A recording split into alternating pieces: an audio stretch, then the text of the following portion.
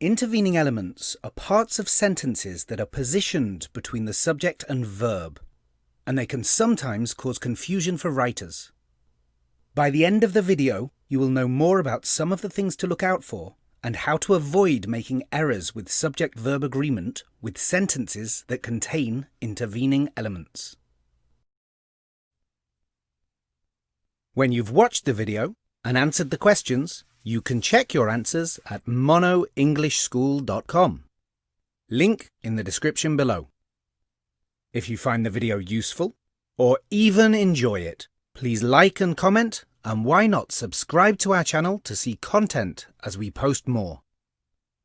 You could also look through more of our materials on our website, monoenglishschool.com. First, we will look at negative elements. Romance, not action, is my favourite movie genre. In this sentence, we can identify the verb is and the subject, romance. But between these two elements is the contrasting expression, not action, which is set off by commas. You may see similar sentences without commas, but still, the verb must agree with the positive element. So the rule, when a negative element is placed between the subject and verb, make sure that the verb agrees with the positive element, the subject. For a second example, I have constructed a similar sentence without commas. I would suggest that the easiest approach to checking subject-verb agreement is to locate the verb, the action, which here is deserves, and then to identify the subject, which is the person or thing that is doing the action. Here the question is, what is deserving of the award? And the answer is the comedy, so that is our subject. And not the thriller is an intervening, contrasting element that does not affect agreement. Deserves is therefore the correct conjugation to match the third person singular subject.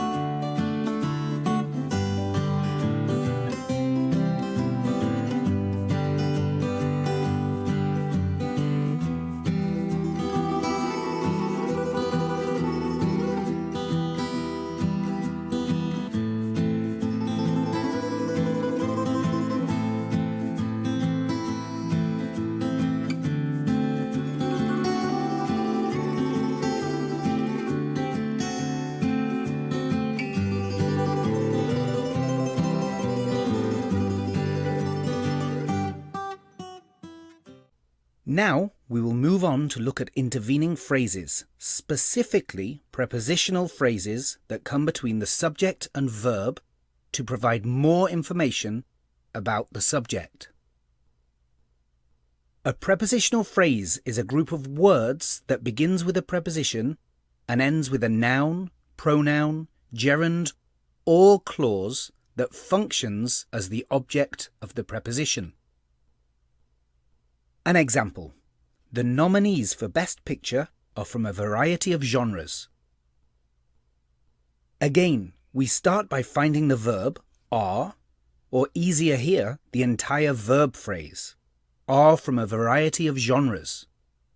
Then we can ask, what is or are from a variety of genres? The answer, the nominees, is the third-person plural subject with which the verb must and does agree. For the best picture begins with the preposition for and ends with the noun picture, and is an example of an intervening prepositional phrase, which is providing more detailed information about the subject.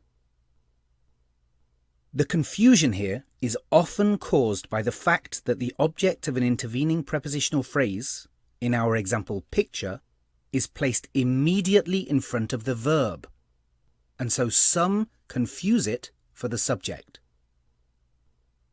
So the second rule: make sure that the verb agrees with the subject of the clause, not the object of an intervening prepositional phrase. In a second example, I have constructed a similar sentence, but this time with an auxiliary verb used to form a negative sentence. When we have two verbs, an auxiliary and a main verb, it is the auxiliary that must agree with the subject. In our sentence, the action verb is win, which is made negative using the auxiliary do and the adverb not. So to find the subject, we can ask, what does not always win the most awards? There are two nouns before the verb, movie and nominations. We know that movies win awards rather than nominations, so movie is the subject. Therefore, the auxiliary conjugation does matches the third-person singular subject. Nominations is the object of a prepositional phrase that provides further information about or qualifies the subject. The prepositional phrase answers the question which type of movies do not always win the most awards.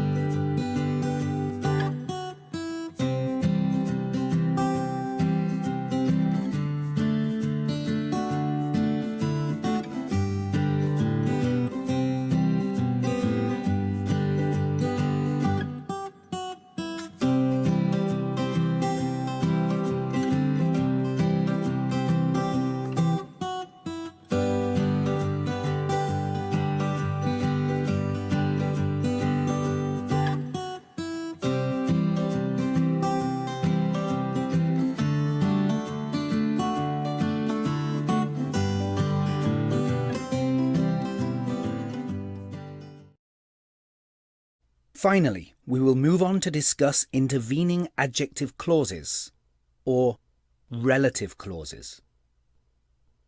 A relative clause is a subordinate clause that begins with a relative pronoun, for example who, which, or that, which functions as its subject, and they also contain a verb.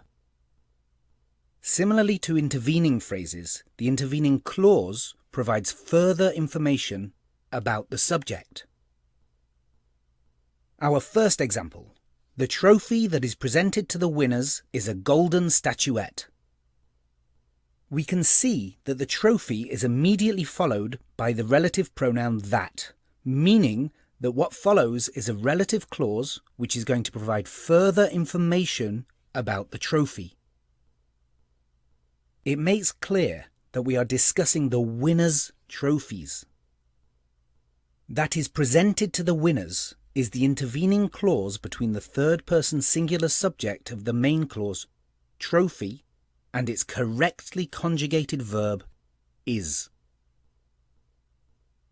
Again, similarly to with intervening phrases, elements of the relative clause often confuse writers. Here, the winners, which is the object of a prepositional phrase within the relative clause, appears just before the verb. We must also be careful not to match our main clause verb with other elements of the relative clause. For example, its subject or object. So the third rule, make sure that the verb agrees with the subject of the main clause, not an element of an intervening clause. Our next example contains another adjective clause. This time, it is a non-restrictive relative clause set off by commas. It is, of course, the awards which attract huge numbers of viewers, meaning those are our main clause, subject and verb. The relative clause, which are held every year, provides non-essential information about the ceremony and does not impact the subject-verb agreement.